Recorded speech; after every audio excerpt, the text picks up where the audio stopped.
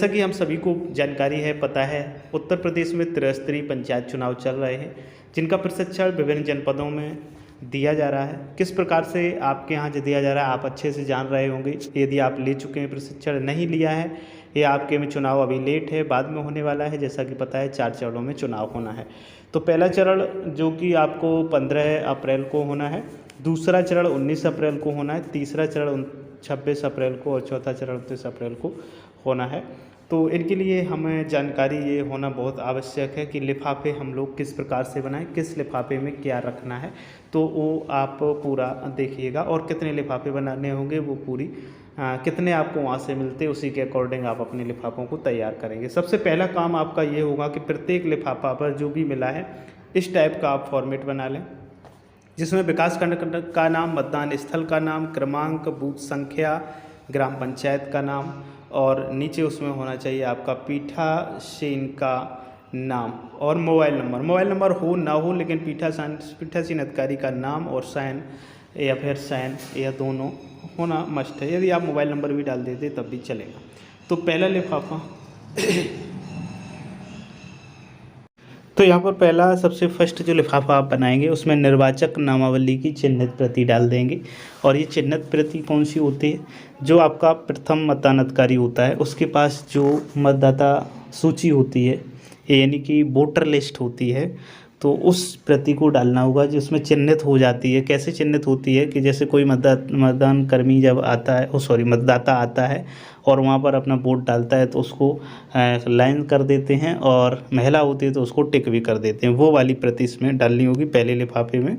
और उसके बाद में जो दूसरा लिफाफा आपको होगा वो आप उसका उपयोग जो मतपत्र दिए गए उनकी प्रतिपर्ण जो बचते हैं, जिन पर मतदाता के साइन या अंगूठा लिया जाता है, तो एक आप क्षेत्र पंचायत के लिए बना लीजिएगा, तो क्षेत्र पंचायत में उसमें लिख दीजिएगा।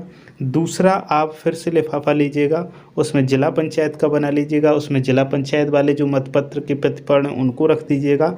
तीसरा लिफाफा आप ग्राम पंचायत सदस्य के लिए बना लीजिएगा, ग्राम पंचायत सदस्य का मतलब सदस्य के लिए, और उसके प्रतिपर्ण आपको इसमें रख दें दूसरे नेक्स्ट लिफाफे में। और इसके बाद एक और ग्राम प्रधान पद के लिए उपयोग में लाए गए मतपत्रों के प्रतिपर्ण का लिफाफा बना लीजिएगा, उसको अलग। यानी कि कहने का मतलब ये है, चारों पदों के लिए आप 4 अलग अलग लिफाफा बनाएं और उनको उन प्रतिपरणों को रख दें और उन सभी को सील कर दें अलग अलग।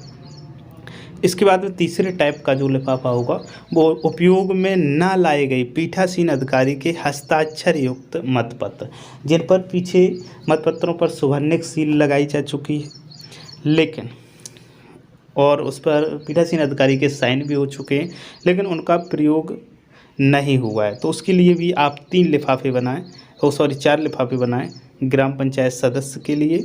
उसके बाद में आप बनाएं एक ग्राम पंचायत में प्रधान पद के लिए, उसके बाद में क्षेत्र पंचायत के लिए, क्षेत्र पंचायत के बाद में एक आपको बनाना होगा जिला पंचायत के लिए। तो ये भी आपको 4 बनाने होंगे। तो इस चारों में अलग अलग आप डाल के इनको भी सील कर दीजिएगा, इनको भी बिल्कुल सीलबंद कर दीजिएगा। इसके बाद में नेक्स्ट एक और लिफाफा बनाएं और इसमें आप निवदत्त मतपत्र रखें। निवदत्त मतपत्र जो भी आपके लिए प्रयोग हुआ हो, यदि आपके चारों पदों के लिए प्रयोग है तो चारों पदों के लिए आप बना लें, या वैसे चारों पदों के लिए ही बना लें, लेकिन यदि जिसमें प्रयोग हुआ है उसमें आप निवदत्त मतपत्र को रख लें। और जिसमें प्रयोग नहीं हुआ है, मतलब निवदत्त मतपत्र नहीं डाला गया है, यानी कि टेंडर वोट नहीं बना है, तो उस लिफाफे में आप नील लिख करके डाल दें। तो ये आपका सबसे बेस्ट रहेगा। और इन चारों को फिर से आप सील कर लें चारों टाइप के बनाने के बाद में। कोशिश करें कि निवदत्त मत आपका ना ही पड़े तो ज़्यादा सही रहेगा। तो ये भी चारों जब आप चौथे प्रकार के बना चुकेंगे, फिर आप 5वें प्रकार का बनाएंगे। और जो 5वें प्रकार का आपका लिफाफा होगा वो होगा निवदत्त मतपत्रों की सूची रखने के लिए। ये भी आपके 4 प्रकार के बनाने पड़ेंगे, ग्राम प्रधान के लिए, जिला पंचायत के लिए, क्षेत्र पंचायत के लिए, ग्राम पंचायत सदस्य के लिए। चारों में इनकी सूची रखने, जो आप ऊपर जिसमें आपको मतपत्र रखने थे, निवदत्त मतपत्र जिस वोट पड़ा है, टेंडर वोट वो रखने थे। और इसमें क्या करना है, उनकी सूची रखने है कि कितने के आपके डले हुए हैं, कितने लोगों ने, कितने मतदाता ऐसे आए जिनको टेंडर वोट पड़ा है।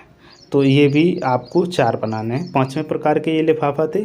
अब देखते हैं छठवें प्रकार का लिफाफा कौन सा होगा। मतदान प्रक्रिया का उल्लंघन करने के कारण रद्द किए गए मतपत्र। किसी कारण से यदि आपके पोलिंग पर कोई समस्या होती है, मतदान कोई रद्द हो जाते हैं, तो उसके लिए भी आप 4 टाइप के लिफाफा बनाइएगा। चारों टाइप में क्षेत्र पंचायत, जिला पंचायत, ग्राम पंचायत सदस्य और ग्राम प्रधान के लिए, उनको भी अलग अलग आप डाल दीजिएगा जितने भी जिसके हों। यदि कोई नहीं हो तो आप उसमें निल लिख करके डाल दीजिए या 0 लिख करके डाल दीजिएगा। तो ये 6 प्रकार के हो चुके हैं। अब हम देखते हैं 7वें प्रकार के। तो 7वें प्रकार के जो मतपत्र होंगे वो रद्द या वापस किए गए मतपत्र रखने के लिए। तो जैसे रद्द कौन से होते हैं, या तो मिसप्रिंट है किसी में, या कोई फट गया आपसे मान के चलिए, वो भी रद्द में आ जाएगा। या फिर आप कोई मतदाता आता है और वो वोट डालने से मना कर देता है, यानी कि वो बैलेट पेपर नहीं लेता है, तो ऐसे मतपत्रों को क्या करेंगे आप इसमें रद्द वाले में डाल देंगे। और इसके भी 4 आप अलग अलग बनाइएगा, उसमें डाल दिए। तो ये देखिए 7 प्रकार के। अब हम देखते हैं 8वें प्रकार के लिफाफा कौन से होंगे।